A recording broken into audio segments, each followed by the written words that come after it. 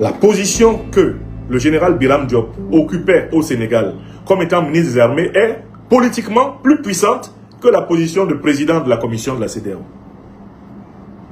En le nommant à la tête de la CEDEAO, on veut présenter en réalité comme une promotion ce qui est une mise à l'écart. On l'a envoyé de Dakar à Abuja. C'est-à-dire que Bassirou Diomaye Diakhar Faye dit ceci, va loin. Va loin. Éloigne-toi de Dakar. Parce que je ne veux pas que la théorie du troisième larron qu'a amplement expliqué le professeur Franklin Nyamsi se réalise ici. Et qu'un matin, à cause de mes bisbilles avec Ousmane Sonko, tu te lèves et que tu dises, je mets fin à la chienlit, je vais mettre de l'ordre et de la discipline à Dakar. Donc en fait, c'est un potentiel candidat au coup d'état néocolonialiste pro-français qui a été éloigné de Dakar. Vous comprenez ?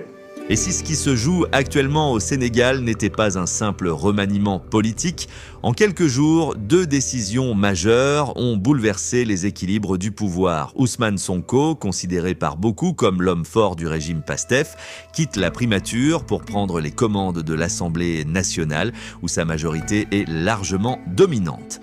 Dans le même temps, le général Biram Diop, ministre des Armées et figure influente de l'appareil sécuritaire, est envoyé à la tête de la commission de la CSDUAO.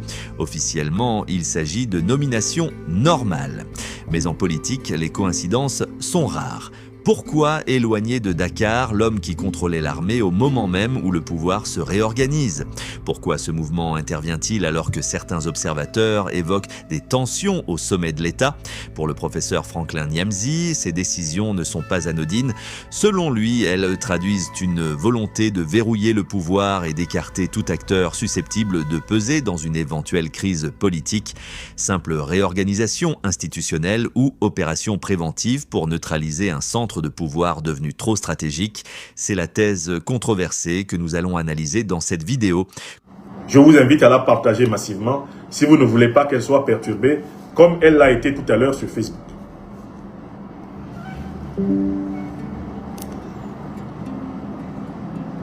Le président Bassirou Diomaye Diakhar Faye, de mon point de vue, a décidé d'affecter le général Biram Diop à la CEDEAO pour empêcher le général Biram Diop d'être éventuellement le troisième larron qui pourrait faire tomber tout le régime PASTEF dans le cadre du duel qui oppose tout naturellement Diomaye Faye à Sonko. C'est ça la thèse que je vais défendre. Quelles sont les preuves que cette affectation a pour but d'éloigner un officier général jugé trop encombrant? Un officier général qui constituait implicitement une menace. Un officier général qui manifestement était regardé par certains comme étant le véritable homme fort de Dakar. En quoi cette nomination est-elle une nomination qui correspond à une volonté de contrôler politiquement la situation au Sénégal? Écoutez mes arguments. Argument numéro 1. Le général Biram Diop n'a pas le profil du poste auquel on l'a affecté. Il n'a pas le profil du poste auquel on l'a affecté. Pour cela, je vais vous donner une simple analyse. Je suis allé chercher des informations sur les 5 prédécesseurs du général Biram Diop à la tête de la commission de la CEDEAO. Les 5 prédécesseurs. Depuis que le poste de président de la commission de la CEDEAO a été créé, et il a été créé en janvier 2007. Il y a eu 5 présidents de la commission de la CEDEAO. Aucun président de la commission de la CEDEAO n'est un militaire de métier. Parce que c'est commission économique des États de l'Afrique de l'Ouest. Commission économique. C'est-à-dire que le profil pour diriger la commission est un profil de technocrate formé en économie, en droit ou en diplomatie. Formé en économie, formé en droit ou en diplomatie. C'est le profil typique de ce poste-là. La preuve, nous allons examiner les personnalités qui ont précédé le général Biram Diop dans le poste de président de la commission de la CEDEAO. Et vous vous rendrez compte que ces personnalités sont toutes soit des diplomates, soit des économistes, soit des juristes. Diplomates, économistes, juristes. C'est ce profil-là qu'on a eu à la tête de cette commission jusqu'à maintenant. Si Bassirou Diomaye Diakhar Faye envoie son ministre de la Défense, général d'armée de l'air, spécialiste de questions militaires, à la tête de la CEDEAO, il y a déjà une inadéquation entre les fonctions qu'il va assumer et sa formation. Prenons le docteur Oumar Aliou Touré. Il est originaire de la Gambie. Il est le président de la commission de la CEDEAO depuis 2022. Vous savez quelle est sa formation? Sa formation, c'est juriste et diplomate. Ce n'est pas militaire. Prenons Jean-Claude Cassibrou de la Côte d'Ivoire. Il était président de la commission de 2018 à 2022. Sa formation, c'est économiste, banquier. On l'a envoyé à la tête de la commission en tant que technocrate spécialiste de l'économie. C'est une commission économique. Ok. Maintenant, nous prenons Marcel de Souza. Il est originaire du Bénin. Il a été président de la commission de 2016 à 2018. Formation économiste. Vous prenez Kadré Désiré Ouedraogo du Burkina Faso. Il a été président de cette commission de 2012 à 2016. Formation économiste. Vous avez James Victor Gbéou du Ghana. Il a été président de cette commission de 2010 à 2012. Formation juriste diplomate. Vous avez Mohamed Ibn Chambas. Il a été secrétaire exécutif entre 2001 et 2009. À l'époque, c'est comme ça qu'on appelait la commission de la CEDEAO. On parlait de secrétariat exécutif, non pas de présidence de commission. Il est juriste, spécialiste de sciences politiques, avocat, diplomate.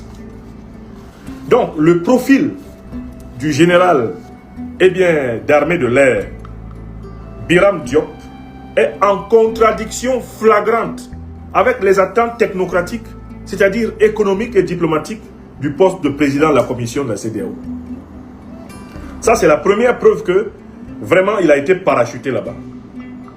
Bassirou Diomaye Diakhar Faye l'a envoyé là-bas de force. Non pas parce que cela correspond à ce qu'il sait faire, mais précisément, il l'a envoyé là-bas pour pouvoir, en quelque sorte, maquiller son déclassement politique. Ça, c'est argument 1. J'ai vu des gens qui disent « Ah oui, pour le Sénégal, c'est vraiment lui qui a le profil du poste. » Non, il n'a pas le profil du poste. C'est un poste d'économiste, de juriste. C'est un poste d'économiste, de juriste et de diplomate. Ce n'est pas un poste de militaire opérationnel de terrain. Ce n'est pas vrai. Il ne faut pas mentir ici. Deuxième point. Deuxième argument qui prouve que il s'agit d'une nomination politique, c'est que Bassirou Diomaye Diakhar Faye avait besoin de trouver un gros poste, un poste important, pour qu'on ne voit pas le départ du général Biram Diop du ministère des Armées comme étant une mise à l'écart, comme étant une déchéance, pour que cela ne soit pas perçu comme étant un rabaissement dans la hiérarchie du pouvoir PASTEF. Bassirou Diomaye Diakhar Faye, le président de la République, avait besoin de trouver un gros poste à l'étranger. Un gros poste dans lequel il va mettre, le président de la CEDEAO. Le siège de la CEDEAO, il est où? Que je sache, le siège de la CEDEAO se trouve où, ça? Siège de la CEDEAO, je pense qu'il est à Abuja. Siège de la CEDEAO. Siège de la CEDEAO. Je vérifie une fois de plus cette information. À ma connaissance, le siège de la CEDEAO se trouve... Alors, le siège de la CEDEAO se trouve normalement à Abuja, au Nigeria. Et vous voyez très bien qu'en le nommant à Abuja, il l'éloigne du Sénégal, de plusieurs frontières. C'est un éloignement. Mais c'est un éloignement en quelque sorte de luxe, puisque la CEDEAO est une organisation politique encore importante pour le Sénégal et les autres pays qui en sont membres. Eh bien, en l'envoyant là-bas, cela peut paraître à ceux qui ne savent pas analyser comme une promotion, alors que c'est une déchéance. La position que le général Biram Diop occupait au Sénégal comme étant ministre des Armées est politiquement plus puissante que la position de président de la commission de la CEDEAO. En le nommant à la tête de la CEDEAO, On veut présenter en réalité comme une promotion ce qui est une mise à l'écart. On l'a envoyé de Dakar à Abuja. C'est-à-dire que Bassirou Diomaye Diakhar Faye dit ceci, va loin. Va loin. Éloigne-toi de Dakar. Parce que je ne veux pas que la théorie du troisième larron qu'a amplement expliqué le professeur Franklin Yamsi se réalise ici.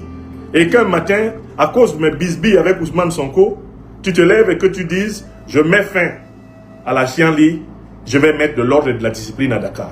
Donc en fait, c'est un potentiel candidat au coup d'état néocolonialiste pro-français qui a été éloigné de Dakar.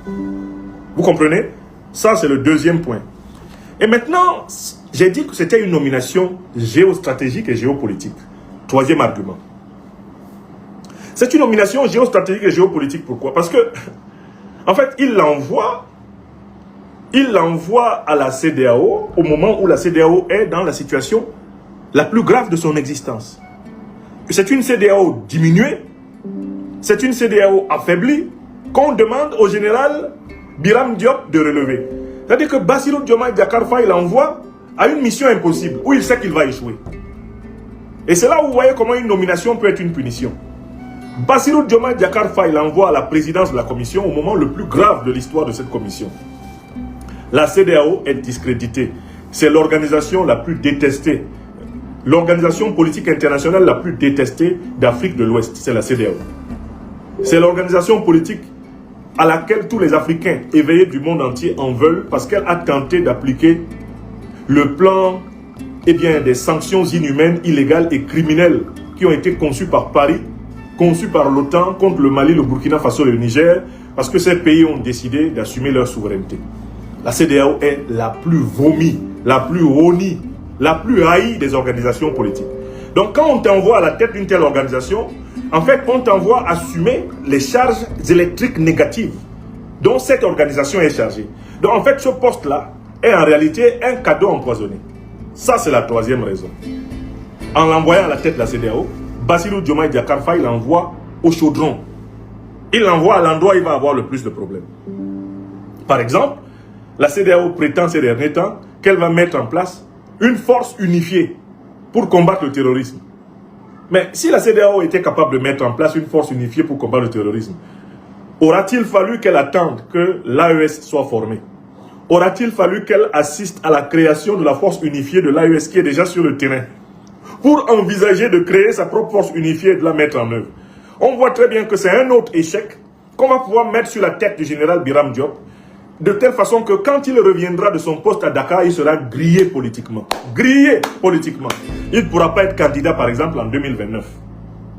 Il ne pourra pas être candidat en 2029 parce que de toutes les façons, son échec à la tête de la commission de la CEDEAO va mettre un terme à ses rêves de carrière politique.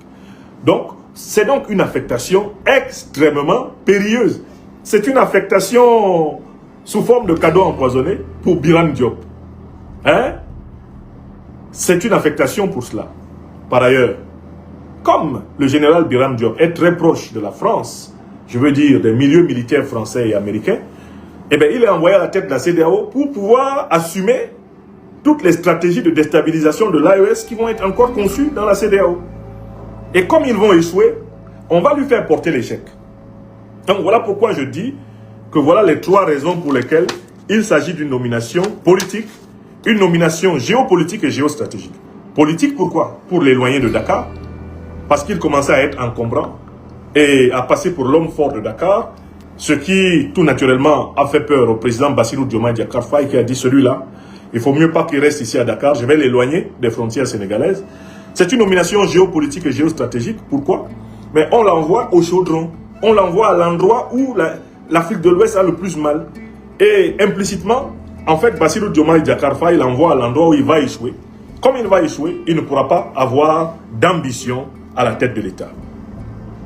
On peut dire que Bassirou Diomaye Diakhar Faye tacle ainsi le plan, le projet du coup d'État néocolonialiste. Et le néocolonialisme français sera obligé de chercher un autre cheval de Troie pour travailler sur le terrain, à préparer l'hypothèse de récupérer le pouvoir d'État des mains de Pastef au cas où la crise entre Sonko et Diomaye s'enlise. Alors, le profil du général Biram Diop ne cadre pas du tout avec le poste de président de la commission. C'est un encombrant qui a été écarté par le président Bassirou Diomaye Diakhar Faye. Mais il reste à voir quel sera le profil du futur ministre de la Défense. Que va faire maintenant le président Bassirou Diomaye Diakhar Faye, puisque le général Biram Diop ne va pas rester ministre des Armées et en même temps président de la commission de la CEDEAO. Tout le monde a bien compris qu'il s'agit d'un limogeage du ministère des Armées. Il a été limogé en douce du ministère des Armées. Et pour camoufler ce limogeage, on lui donne le poste hautement sulfureux, hautement brûlant de président de la commission de la CEDEAO. Alors, si vraiment le général Diop était tout à fait conscient des conséquences de ce qu'il peut encourir, il refuserait le nouveau poste. Il dirait, remettez-moi au commandement, remettez-moi dans un bureau de l'armée. Moi, je ne veux pas aller à Abuja. Je ne veux pas aller à Abuja. Cette affaire de CEDEAO-là, je ne pourrais pas. Mon nom va se gâter là-bas encore plus. Hein? Mais, comme les postes, eh bien, en Afrique, sont parfois des fétiches, et que chacun pense qu'une fois qu'il a un poste, il peut le transformer comme il veut et poursuivre ses ambitions. Bon, je crois que le général Biram Diop, eh bien, va accepter, a déjà même accepté la nomination. Mais la nomination, en réalité, qui a un déclassement dans l'appareil politique. Alors, je finis par cette question. Quel va être donc le profil du nouveau ministre de la Défense? Parce que c'est important. Il ne suffit pas d'éloigner le général Biram Diop, mais il ne faut pas installer un Biram Diop bis au ministère des Armées à Dakar. Parce que si vous installez un Biram Diop bis au ministère des Armées à Dakar, vous aurez exactement reproduit la même situation que celle que vous vouliez éviter, à savoir un personnage très influent qui pourrait surgir entre Diomaye et Sonko au nom de l'ordre et de la discipline et prendre le pouvoir pour une transition militaire. Donc, quel va être le profil du ministre des Armées? Je fais mes hypothèses. Première hypothèse, le président Bassirou Diomaye Diakhar Faye peut dire qu'il cumule les fonctions de président. Il peut dire qu'il cumule les fonctions de président de la République et celles de ministre de la Défense. Cela s'est déjà vu dans plusieurs pays, non? Surtout dans cette période où le Sénégal est confronté, qu'on le veuille ou non, à des grands enjeux sécuritaires. La menace terroriste, ce n'est pas seulement le Mali, hein, c'est tout le Sahel. Et le Sénégal est dans la tourmente. Ce qui arrive au Mali peut arriver au Sénégal à tout moment. Il ne faut pas vous y tromper. Donc le président Bassirou Diomaye Diakhar Faye, première hypothèse, au nom de cette circonstance particulière, où d'ailleurs son pouvoir tremble, peut dire « je conserve le portefeuille de ministre de la Défense ». Et pour cela, il va donc nommer un ministre délégué à la Défense. Et ce ministre délégué à la Défense peut être éventuellement un militaire ou pas d'ailleurs. Premier cas. Deuxième cas, le président Bassirou Diomaye Diakhar Faye se voit obligé de nommer au poste de ministre de la Défense un autre officier qui a les bonnes grâces de Paris et de Washington. Dans ce cas, le président Bassirou Diomaye Diakhar Faye aura fui la pluie pour se cacher dans la rivière. Car de toutes les façons, tant qu'il y aura à la tête du ministère des Armées un officier qui est étroitement associé à Paris et étroitement associé à Washington, étroitement associé à l'OTAN, le pouvoir Bassirou Diomaye Diakhar Faye, le pouvoir PASTEF sera toujours en danger. Voilà pourquoi je penche pour l'hypothèse que cette fois-ci, le président Bassirou Diomaye Diakhar Faye va essayer de nommer un ministre des Armées, peut-être même un ministre délégué, qui soit entièrement, dans toute la mesure du possible, à sa botte. S'il ne réussit pas à le faire, l'éloignement du général Biram Diop n'aura servi à rien. Ce sera une opération à somme nulle. Voilà la démonstration que je voulais soumettre à votre sagacité aujourd'hui. Je vous invite à rester très attentif et à suivre l'évolution. Par exemple, le profil du futur ministre des Armées du Sénégal va nous renseigner encore davantage sur les intentions qui ont présidé à l'éloignement, ou si vous voulez, au limogeage camouflé du général Biram Diop, qui a été envoyé au chaudron de la CEDEAO, éloigné des frontières du Sénégal, où il commençait à être un encombrant politique et probablement une source de méfiance. Mes chers amis, voilà l'analyse que je voulais vous proposer. Je sais que cette analyse ne plaira pas à certains, mais enfin, c'est une analyse politique. L'analyse politique, par définition, appartient au domaine de la prospective. Il ne faut pas la prendre comme étant une vérité d'évangile. Il se trouve cependant que moi, sur la marche ces dernières années des institutions du Sénégal, je ne me suis même pas trompé une seule fois. Donc vous avez intérêt à noter ce que j'ai dit et à regarder ce qui va se passer. Au terme de cette analyse, une interrogation demeure. Le départ du général Biram Diop vers la CEDEAO est-il réellement une promotion ou une manière élégante de l'éloigner du cœur du pouvoir sénégalais? Pour Franklin Nyamsi, la réponse ne fait aucun doute. Selon lui, cette nomination intervient dans un contexte où le pouvoir cherche à consolider ses positions au moment même où Ousmane Sonko renforce son influence au sein des institutions. Sa thèse est simple, lorsqu'un régime traverse une phase de réorganisation, les hommes capables d'influencer le rapport de force deviennent naturellement des acteurs à surveiller. Et dans n'importe quel État, celui qui contrôle l'appareil militaire occupe toujours une place particulière. Bien entendu, cette lecture reste une analyse politique qui peut être discutée et contestée. Mais elle pose une question que beaucoup se posent aujourd'hui. Pourquoi déplacer un ministre des Armées aussi stratégique à ce moment précis ? Le temps dira si cette décision relevait d'une simple logique administrative ou si elle répondait à des préoccupations beaucoup plus profondes au sommet de l'État. Une chose est sûre, au Sénégal, les lignes bougent et derrière certaines nominations, il y a parfois des enjeux bien plus importants que ce qui apparaît dans les communiqués officiels.